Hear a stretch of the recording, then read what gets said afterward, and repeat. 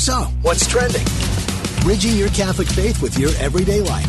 You're listening to Trending with Timmere on Relevant Radio.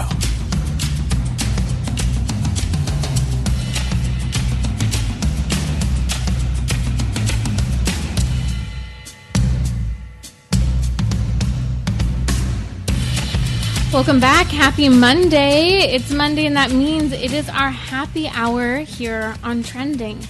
And I've asked this question on my Instagram story. You can go and answer it now. I'll be taking your questions later on in the show. What's getting in the way of your happiness? If you don't know, it's something that you probably should know. Sure, you might even say, okay, it's an excuse, I admit it. Sure, whatever you want to say, but what's getting in the way of you being happy? Today, tomorrow, yesterday? When you're lying awake at night, frustrated? When you find yourself coming up on the holidays and you're resentful and angry? When you find yourself bored, alone at times? What is getting in the way of your happiness? I'm taking your questions on this topic, so send them my way. You can head over to my Instagram story at Timmere. That's Timmere. And a little later on in the show, I promise it's actually happening today. We had breaking news on Friday that just didn't allow us to get to the opposite news, really, and that is that we're still having a baby, and you want to know whether we're having a baby boy or a baby girl, and we will tell you, or I will tell you, I guess the baby's with me. I almost just gave it away, by the way. I will tell you in just a little bit, so stay tuned for later on in the show. I will be sharing live whether we're having a boy or a girl. And if you still want to guess, you can head over and guess. You have a nice bump photo. People want to know, okay, how high, how low are you sitting? Give me the details. I will tell you. I don't know. Some people say it depends on how large your lips look, whether you look pretty still or not. I don't know. There's all these superstitions and things. It's hilarious to hear how people have interpreted whether or not they think I'm having a girl or boy. So have at it. Make your guess if you haven't already. I'll tell you in just a little bit. So here on our happy hour, there's a story that came across last week. And I have to tell you, I'm really excited because this relates directly to being Catholic. The longest lasting marriage, actually, that's not put together quite correctly. Because I was looking at they try to add numbers together. I backtrack here. The oldest married couple just made it into the Guinness World Records, and it's incredible. They've been married 80 years, and sure, other people have been married that long, but this couple's been married 80 years. The husband is 110 years old, and the wife is 104 years old. Julio and Waldromina have been married for 80 years. They were married in 1941 in the Church of Bethlehem. It's pretty incredible to hear about this couple who, in fact, did not have the approval of other people when, or should I say the most important people, when they got married. This young couple from Ecuador didn't have the support of their parents, in fact. Their own parents on both sides didn't support the marriage, and so they were actually married in secret. Married in secret with the presence of their godparents and some close friends. And here's the cool thing. They're Catholic. They raised their family Catholic. And when asked about what the driving force behind this lasting marriage is, do you want to know what their number one claim was?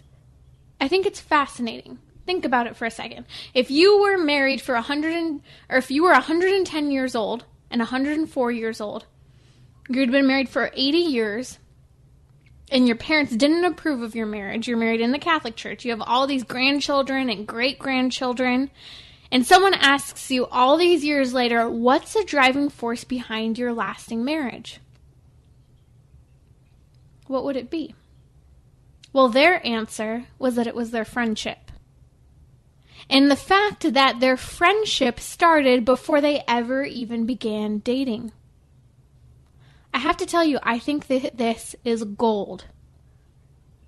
A couple in the Guinness Book of World Records One of the longest lasting marriages, 110 years old, 104 years old, still kicking in the face of all the insanity of this world right now. And by the way, we're going to get to what they have to say about the coronavirus as well. Good perspective from some sage elders here. But coming back to this friendship thing, it's the driving force behind their lasting marriage. They said they became friends and then started dating. My argument is that chastity's at the heart of that. You see, we can't have a chaste relationship before marriage anymore, because we don't. We start dating before we even know a person. We start sleeping with them before we even know them. I remember that Carrie Underwood song, I Don't Even Know My Last Name. She goes on about how we should pull up the audio for that. I should have thought of it. But Carrie Underwood singing, she had won American Idol a number of years ago in the first handful of seasons. She's singing on and on about how she doesn't even know her last name. Her mom would be so ashamed. She woke up, and next thing you know, I think it was kind of one of those Vegas marriage situations. It didn't happen for real. At least not to my knowledge. But this is the song. And I think that song summarizes the song of our culture with regard to dating and marriage. I don't even know my last name. I don't even know anything about this person. I've fallen into bed with them.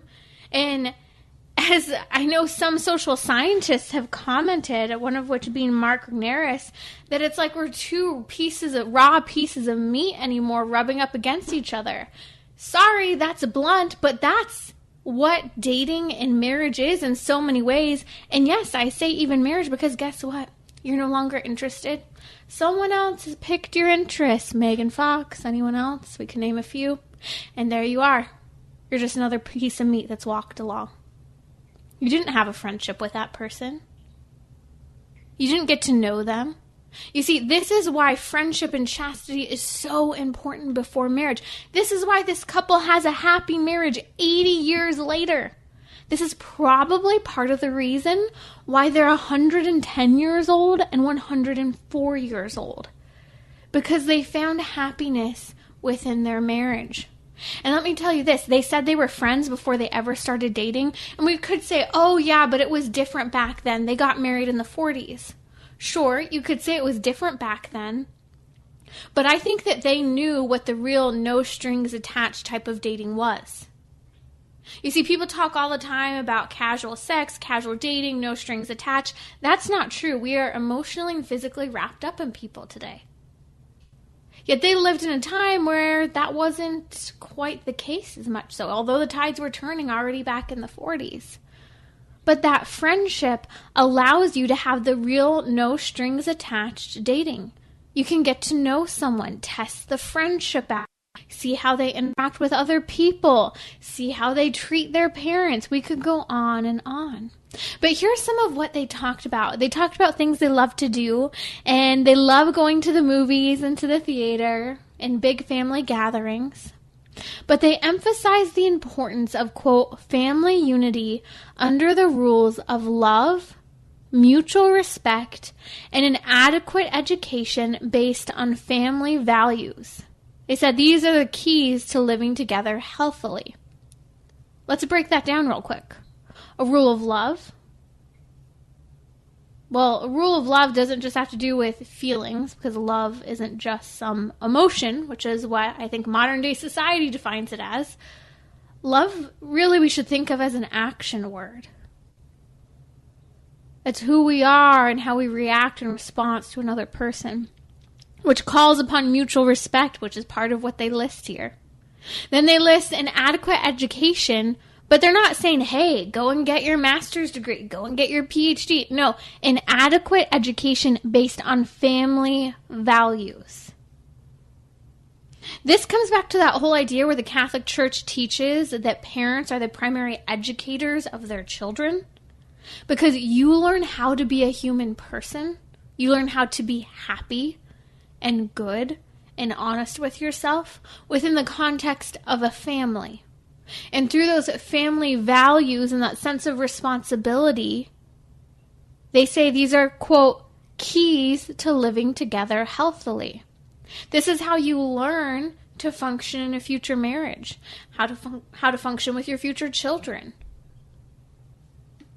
In just a few short sentences, this couple with sage wisdom of 80 years of marriage, being 110 and 140 years old, pull right out from underneath our feet this rug that we are so comfortable on, that love is a feeling, that you have to sleep with someone before you get married, that you need to have the highest possible education in order to be equal with someone else.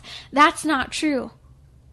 They said to live together, it required rules of love. That's an action because it requires mutual respect, as they say, and an education based on family values. That's the key, they say. That's the recipe for success in living together healthily. And it's interesting because they actually have some comments about this current coronavirus that we're facing in the world. This cute little couple from Ecuador, a Catholic couple that I add, whose parents didn't approve of them getting married. I don't know why, but they didn't. They said it's true that at this time it's difficult because we're overwhelmed by a pandemic that affects everyone. Notice they recognize it's overwhelming, but then they go on to say this: it's also a reminder to pass on to our generations the example of being worthy to continue on.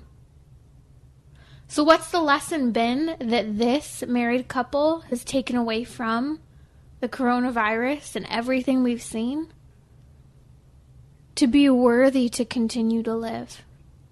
Are you living a life that's worthy? Are you living a life of mutual respect, love, and education rooted in family values? Because look at the fruit. Look at the fruit that's born. A marriage that has been committed, faithful, and lasting for life. The words they have to say show us just a piece of the recipe and the fact that it is possible to marry someone for life. To choose that person day in and day out. You're listening to Trending with Timmere. It's great to be with you during our happy hour, and that's one happy couple. We will post some links on social media because they are absolutely adorable. In fact, I'm going to pull up this video and I'll post over the next few minutes of just, they're so sweet sitting there together and interacting. I think that it's so neat to see this example of marriage in our culture. And I have to tell you, anytime I hear about a couple that's been married 30 years, 40 years, 50 years, you hear the numbers go up. Anytime, you hear anything over 15 years, that's exciting anymore. They're an anomaly in our culture. And these are people we should be turning to and looking at as, what have you done? What choices have you made? How has it been difficult? Because that's what we ultimately want. We want to be happy, right? I want to talk to you about this here for a second.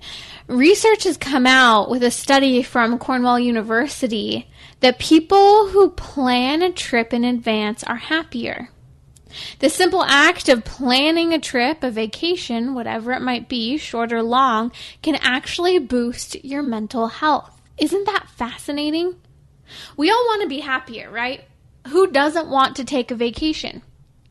But also, we live in a very fast-paced life where we don't always take the time to do things, what I might say, well. Sometimes we just do things rushed and make brash decisions that overwhelm us, and then we find ourselves in a situation where we're supposed to be enjoying what's happening, whereas in reality, we end up overwhelmed, frustrated, finding we didn't make the right financial choice, and just not having a great outlook on life in general.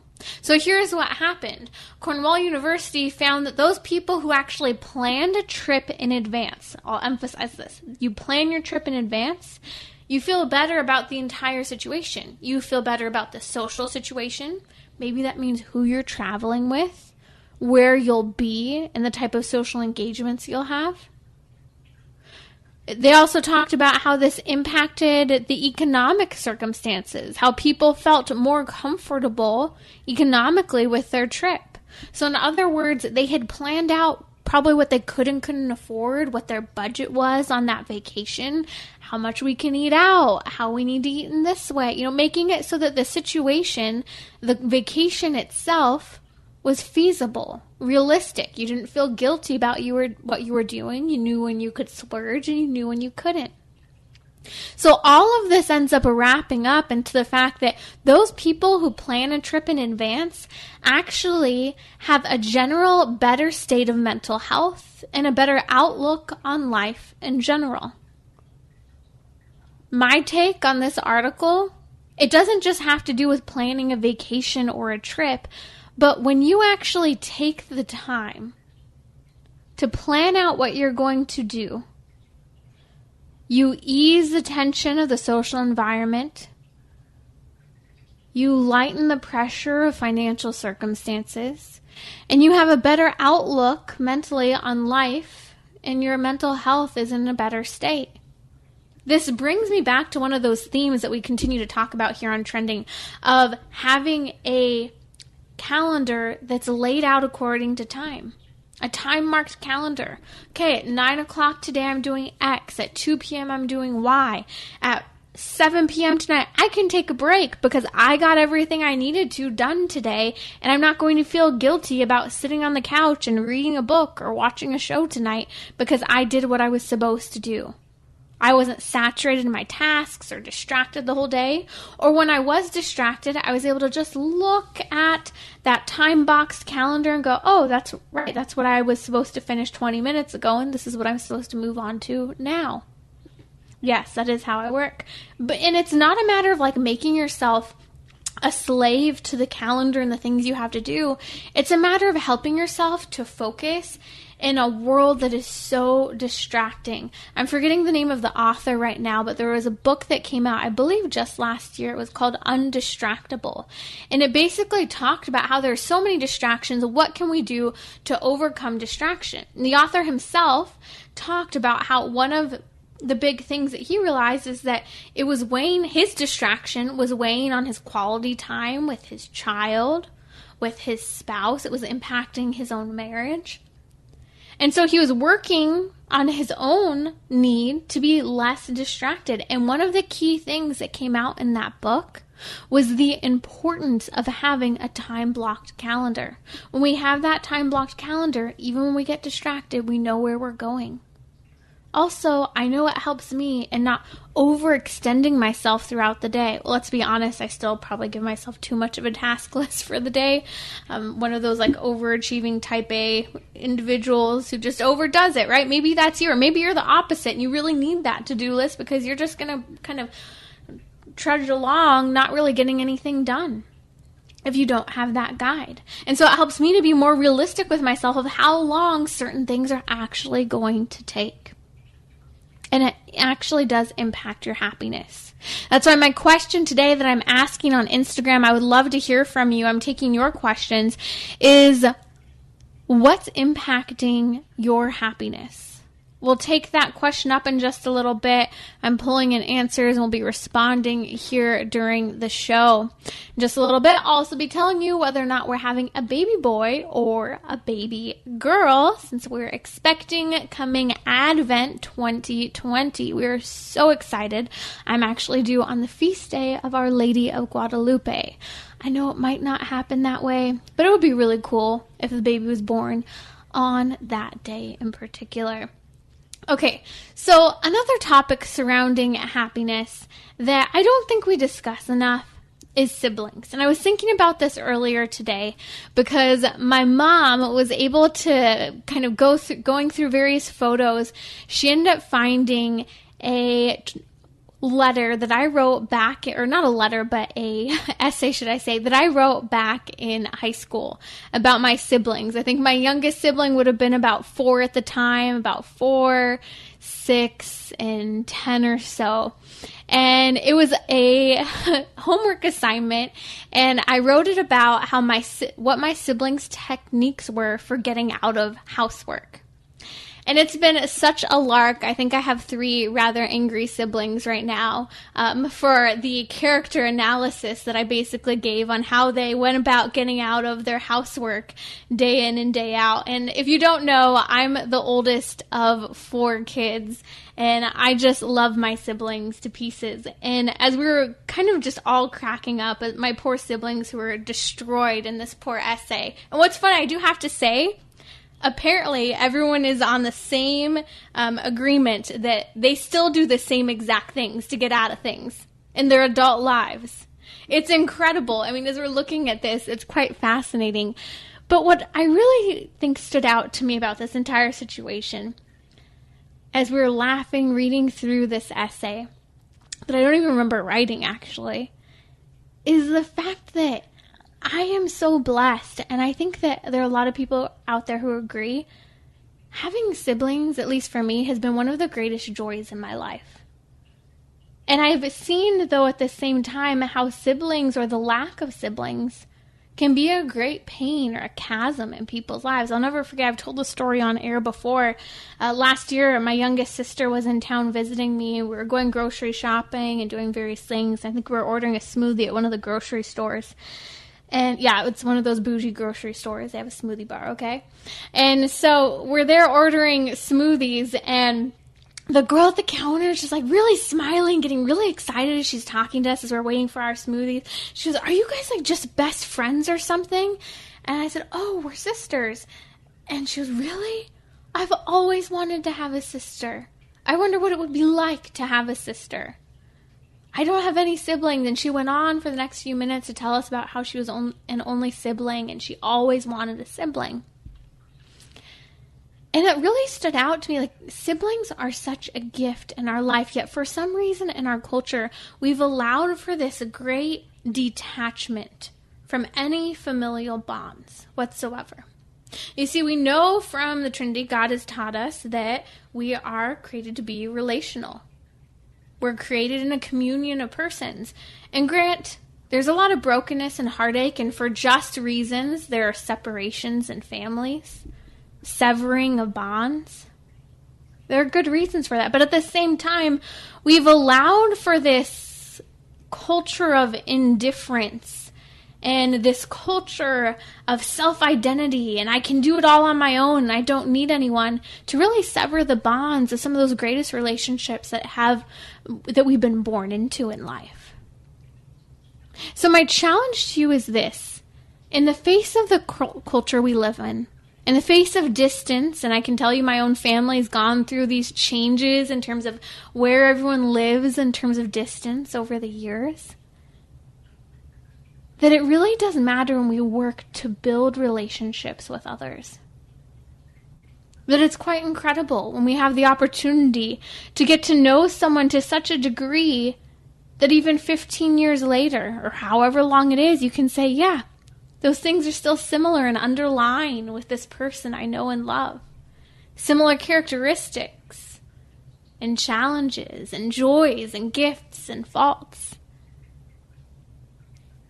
So my challenge again to you is to take up that relational dimension of who you are. To not be separated from it. In a culture of loneliness, divorce, anxiety, and depression, how are you choosing to live in relationship with others? There's a reason that God gives us the gift of siblings and being raised in a family. Just like that beautiful witness of that marriage we were talking about just a little bit ago. To even now, the example where I was talking about my siblings. Within the context of family, we learn so much about ourselves and how to grow and love others as well. We'll be right back here on Trending, and you'll learn in just a little bit whether we're having a baby girl or a baby boy.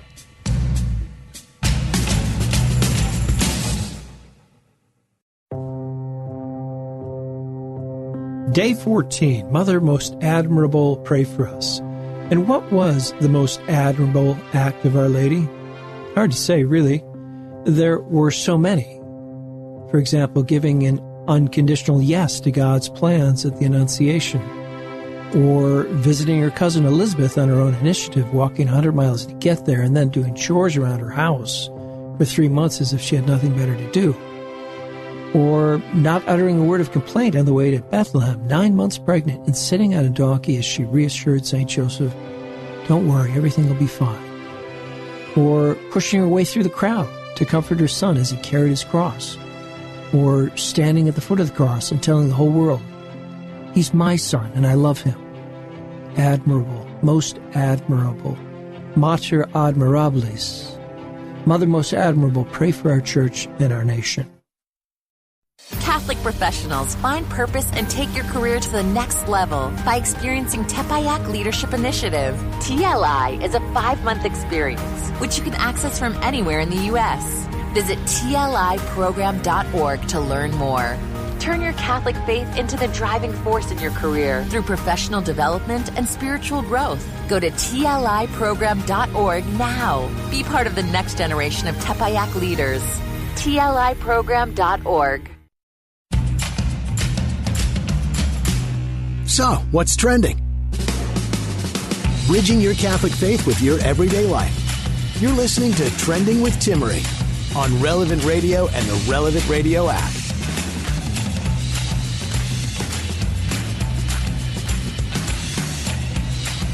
Welcome back. It's not too late if you want to ask your question, what's getting in the way of making you happy? I asked that question on my Instagram story. You can follow me at Timmere, Timmerie, to ask your question or give your answer before we take up this topic in just a little bit, because I have to tell you, we've been having tons of responses, and I'm fascinated by what's come in. Now, before we take up that topic and before I share with you if we're having a baby boy or a baby girl come Advent 2020, we have a caller who's calling from Hercules, California. Apparently, the city of the gods is what I'm naming it. I didn't even know there's a Hercules, California. Kiara is a sophomore in high school and has a question about living out her beliefs. Welcome to Trending, Kiara. Hi. Hi, go ahead and ask your question. Thank you so much. Okay, so yeah, I'm a sophomore in high school, and I'm in jazz dance. And we do a lot of we have a very diverse dances. So we do reggaeton, we do hip hop, we do a bunch of stuff. And but one of the problems that I guess I'm having is that a lot of the time when we're dancing, I remember hearing your how you used to make fun of twerking and stuff like that, and I'm like, that just makes me really uncomfortable. When I am I guess encouraged to dance like that, I'm like, I don't want to.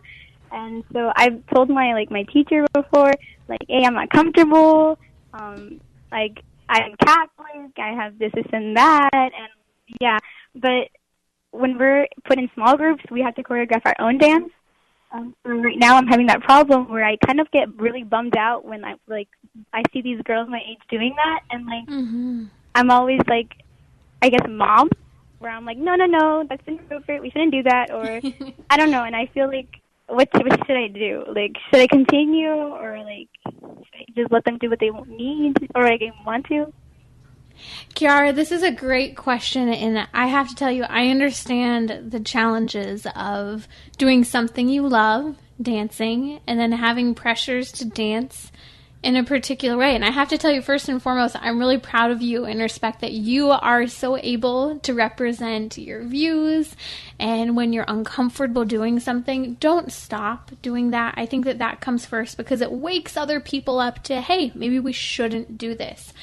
But like you said, first of all, I'd be curious to hear what your teacher had to say, and we'll come back to that in a second. But with regard to working in small groups where you have to choreograph your own moves, this just shows a lack of creativity. So one idea I have is you can challenge your small group. Let's be more creative. Let's not just do the same moves other people are doing. Let's show our talent. And you might even challenge them. I'll never forget when I was dancing, one of the things that used to be really emphasized is we, of course, wanted to be performers. We wanted to be sassy, but we didn't necessarily want to be sexy in the way we danced. And so you might encourage them, let's show that we can be sassy and perform and have personality, but we don't have to dance in a particular way to get attention.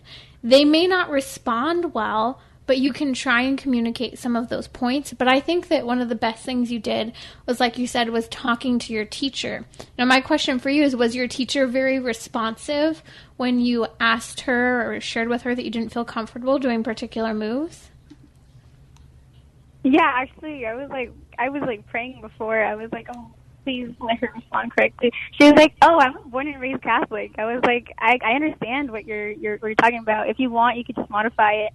But I'm sorry that you had to, feel that, I guess, not insecurity, but, uncomfortableness, I guess. Yeah, uncomfortable. And don't let anyone make you think that you're being insecure by not wanting to dance a particular way. I think you have a really good understanding. It's that you're uncomfortable and you recognize it's not appropriate. And your teacher's recommendation is actually a really great recommendation. Modify. Maybe you strike a pose or do something else. You're a dancer, you're creative, you're talented.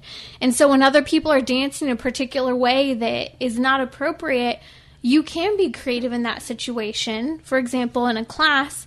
And then if it's a problem that comes to performing, I do challenge you to talk with your teacher about ways you can be creative even when performing. And here's the truth of the matter, Kiara, is that you will stand out for how you dance and how you carry yourself. But the challenging part, Kiara, is that people will be judgmental at times because of how you say you will or won't participate in things. And so I want you to be prepared to know that sometimes people are just going to try to eat away at your happiness when dancing and just pull that joy of dancing out from under you. Don't let them do that.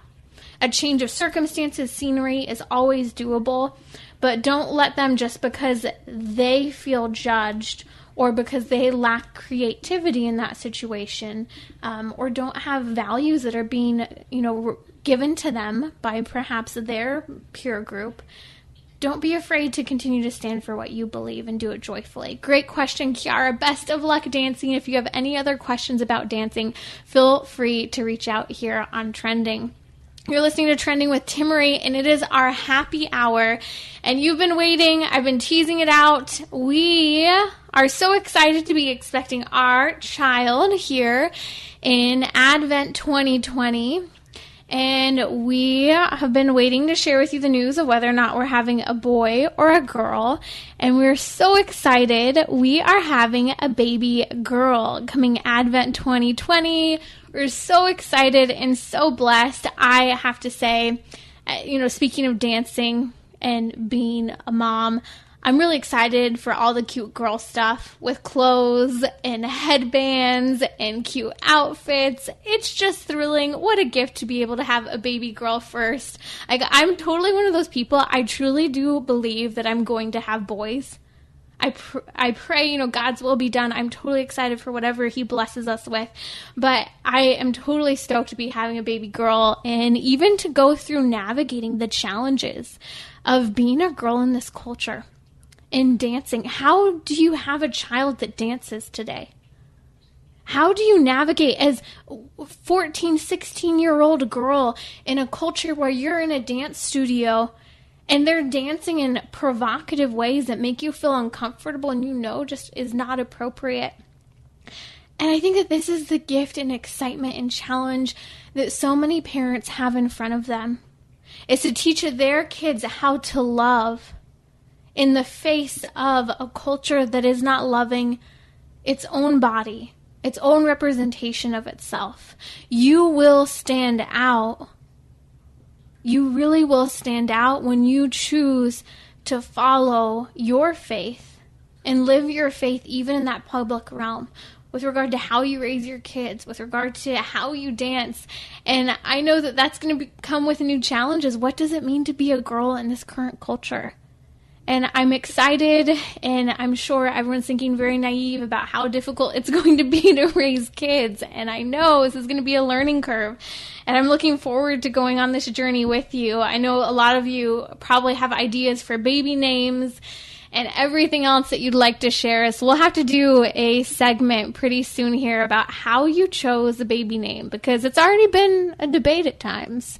It's been quite challenging. I know some people who are like, just wait until you get into that one really good fight with your spouse over what you're going to name your baby. I thought that was really funny because it happens. It really does happen. I have friends who they like hit this stalemate where one's like, okay, we're going to name this baby, and then it's your turn. And they go back and forth.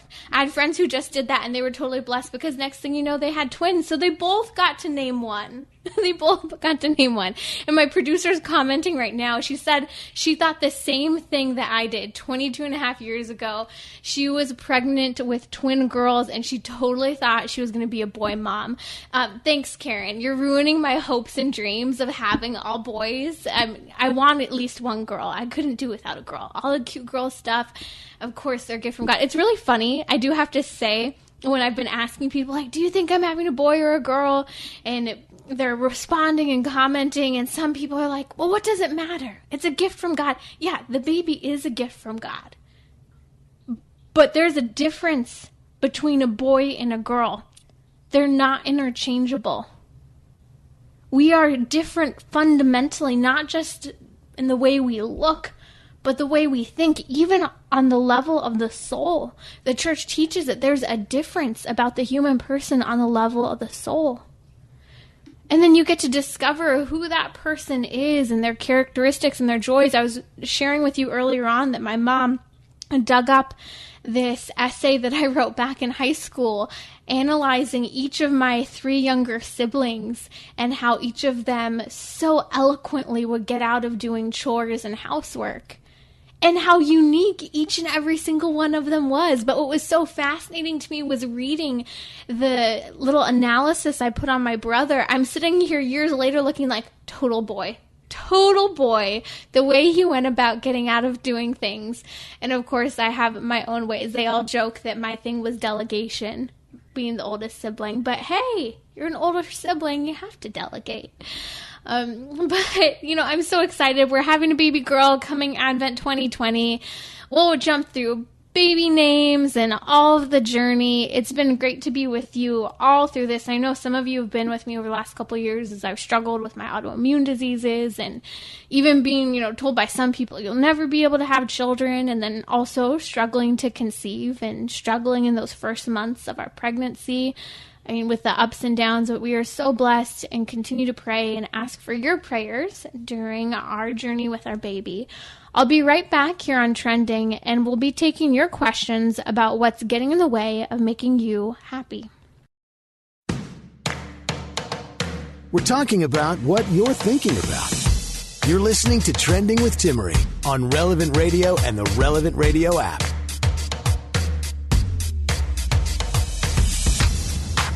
Speaking of an Advent baby growing here in my belly, let's talk about Christmas for a minute. We know that the stores seem to have Christmas decorations and music start just a little earlier each year. Don't worry, we're not skipping Halloween and All Saints Day. We want you to have a wonderful Thanksgiving as well, but we're giving away a nativity set to 200 lucky listeners, and we want to make sure that you have yours and plenty of time to display it outside your home all throughout the Advent and Christmas season. So here's how you enter for the nativity set. It's valued at over $500. All you have to do is go to relevantradio.com/nativity and register before October 2nd. Say more than simply happy holidays. Say Merry Christmas to your entire neighborhood with your own beautiful hand-painted nativity set in front of your home.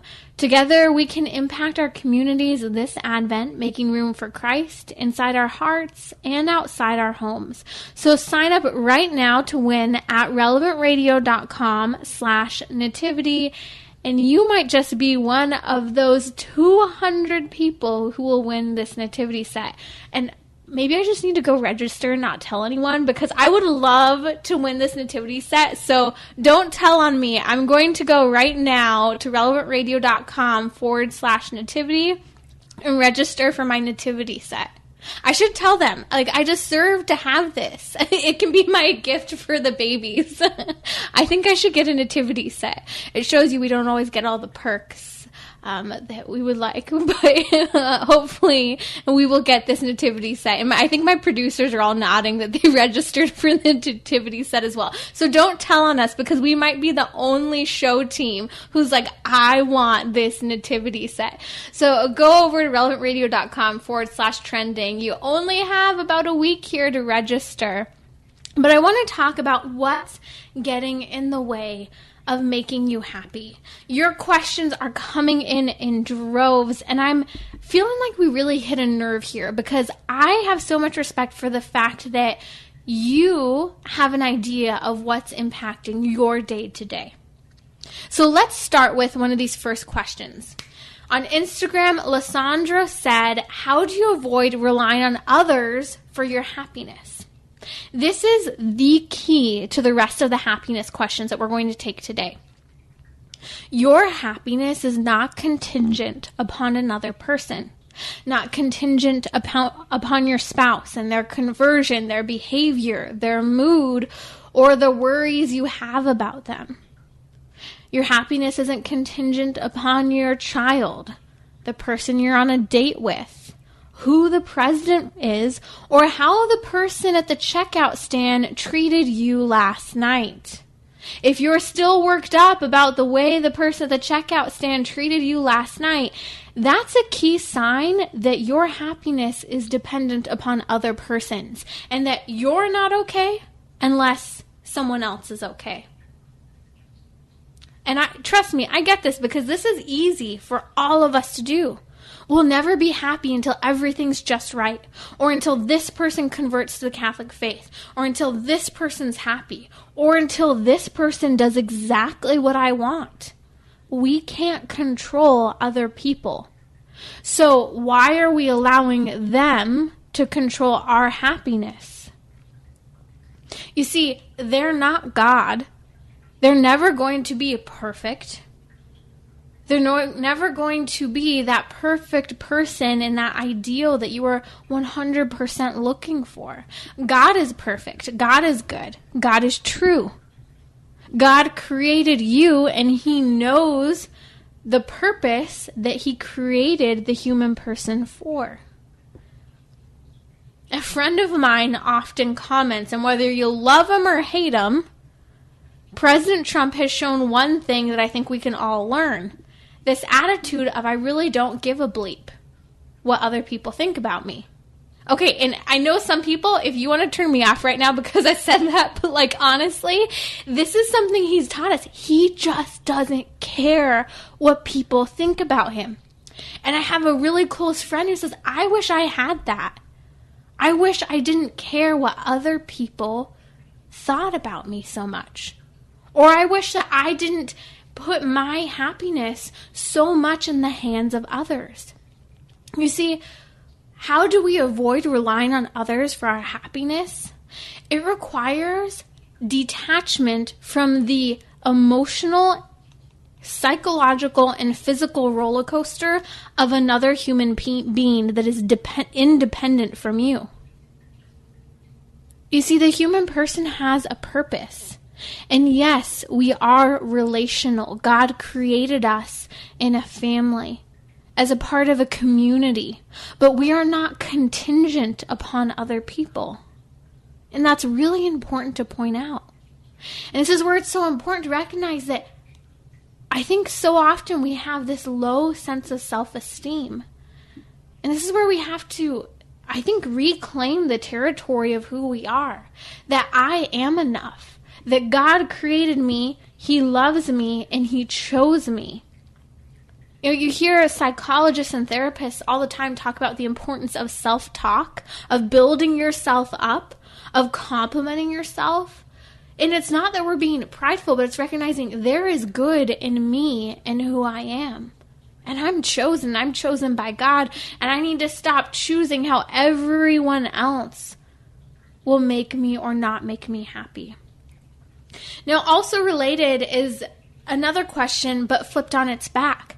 You see, the opposite of depending on everyone else for your happiness is this question from Alfred. What about when we say, do whatever makes you happy? So this would be the exact opposite, right? Where we're depending on everyone else to make us happy, and we can't be happy unless someone else is okay. And on this side, people are recognizing that when people say, well, just do whatever makes you happy, that actually doesn't make us that happy. Because sometimes we really don't know what makes us happy, and we make a lot of bad choices trying to get there. You see, it turns into this turning in on ourselves. And our identity is so focused in today's culture about being self-sufficient and independent. But God said it was not good that man should be alone after he created Adam in the second account of creation in Genesis chapter 2. Part of this is because other people challenge you to grow. They challenge you to grow up, to step outside of yourself.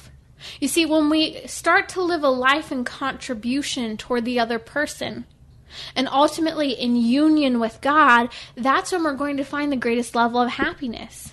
But if we're constantly just trying to do whatever makes us happy, and however we compare ourselves or what our position is in the world to everyone else, we're constantly going to be living in a state of relativism where we try to define our own happiness, but we never actually do because we're just busy comparing ourselves to others. You see, there is such a thing as objective truth. And you and I were created with a purpose in a particular way to function. And we will only be happy if we recognize the objective truth and the truth of who we were created to be. Rather than just trying to do whatever makes you happy. That's not the answer. So another question that came up is, how can we turn toward God then when we are raised believing that happiness comes from the world? This is a great question, Rose. You sent this in on Instagram. Again, we have to come back to the fact that your happiness is not contingent upon other people. It is not contingent upon the state of the world, nor is it contingent upon how or what we have in terms of worldly goods and identity. Let go of the labels, the imaging, the status, the opinion, the materialism that we think we need to keep up with the Joneses, and ask yourself this question: who am I? What was I created for? From the Old to the New Testament, we learn that love is a fundamental part of who we are. Deuteronomy 6:5, we have the traditional Jewish Shema, which was taught by the Jewish people to their children. Love the Lord your God with all your heart, with all your soul, and with all your strength. It's the feast day of St. Matthew, and in Matthew chapter 22, he recites how our Lord Jesus Christ said almost the same exact thing to us yet again in the New Covenant. He says, "Thou shalt love the Lord thy God with all thy heart, and with all thy soul, and with all thy mind." You see, this puts human suffering and toil in perspective. You recognize the world isn't against you. You have a responsibility and a placement in the world. It's a part of the human struggle on this earth as a result of the fall. We know that Genesis chapter 3 says we're to toil and work and have challenging relationships and difficulties in childbearing, all these different things. But ultimately, we are called to love the Lord with all our heart, with all our soul, and with all our strength.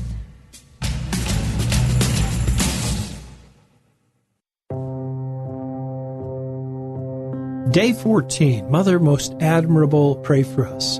And what was the most admirable act of Our Lady? Hard to say, really. There were so many. For example, giving an unconditional yes to God's plans at the Annunciation. Or visiting her cousin Elizabeth on her own initiative, walking 100 miles to get there and then doing chores around her house for 3 months as if she had nothing better to do. Or not uttering a word of complaint on the way to Bethlehem, 9 months pregnant, and sitting on a donkey as she reassured St. Joseph, "Don't worry, everything will be fine." Or pushing her way through the crowd, to comfort her son as he carried his cross, or standing at the foot of the cross and telling the whole world, he's my son and I love him. Admirable, most admirable, Mater admirabilis. Mother most admirable, pray for our church and our nation.